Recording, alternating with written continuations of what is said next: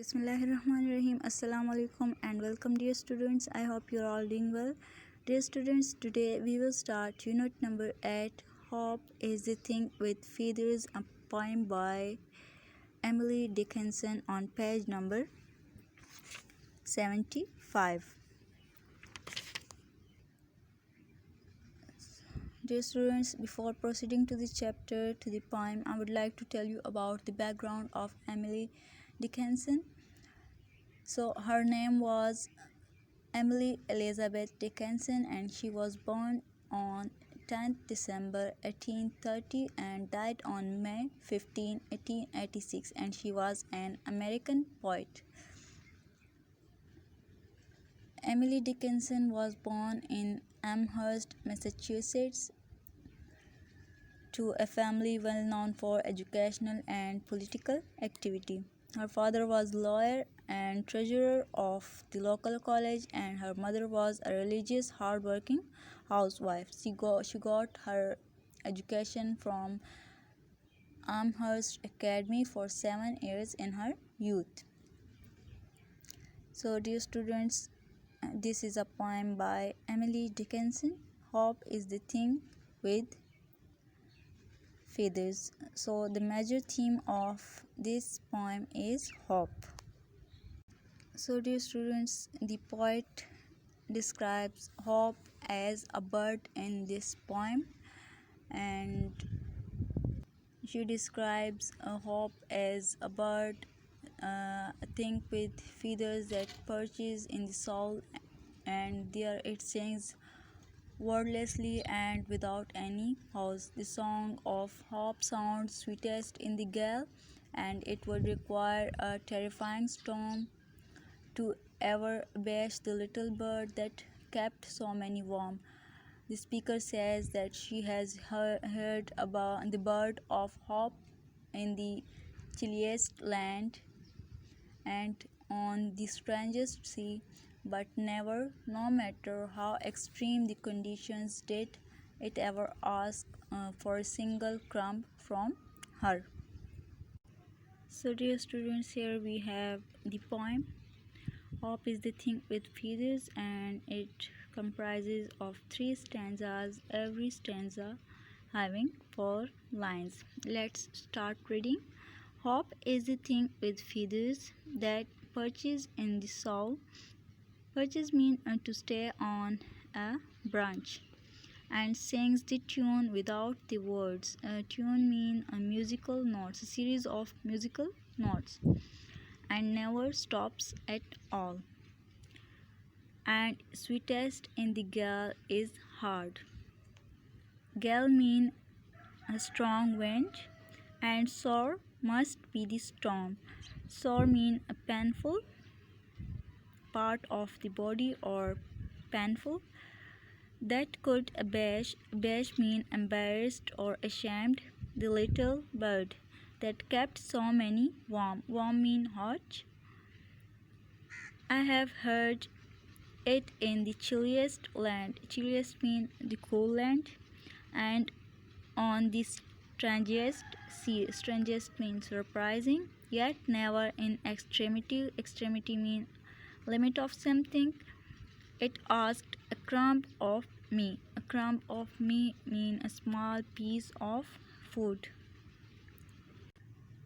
So dear students, let's begin with the explanation of the first stanza. Hope is the thing with feathers that perches in the soul and sings the tune without the words and never stops at all.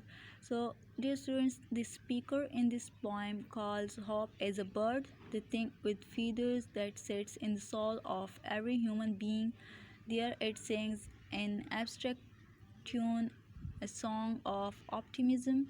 Its incessant melody inspires in man a sense of optimism, and it goes on singing wordlessly and without any single pause, and it is an abstract tune of optimism, and man never stops hope. Now the second stanza. And sweetest in the gale is heard, and sore must be the storm that could abash the little bird that kept so many warm. So, dear students, in this stanza, the speaker in the poem said that the sweetest song of hope is heard in the blow of sorrows, and that is the greater the troubles, the sweeter and more articulate our hope will be. Hope soothes and gives the warmth of comfort to many people. Such hope cannot be put out of countenance unless by a sore storm. Man sees hoping only when they are in the sorest distress. In the sorest distress. Now the third stanza is I have heard it in the chilliest land and on the strangest sea, yet never in extremity it asked a crumb of me. So, dear students, now in the third stanza, the introduction of the first person I is remarkable. It changes the tone of the poem from objectivity to subjectivity. The poet now tells us in this stanza that she had heard the song of hope in the chilliest land, the cold land, and on the strangest sea, the surprising sea. Yet the bird of hope is so selfless that it never asks anything in return, and not even a crumb. A small crumb means a small piece of food. So the poet has heard the song bird of hope in moments of greatest distress, not only in her own life but in others' lives as well. In other lives as well. So hope is a selfless thing according to the poet, and it comforts all when they need the comfort the most, but it never expects of them anything in return. So this is the hope that is a thing with feathers.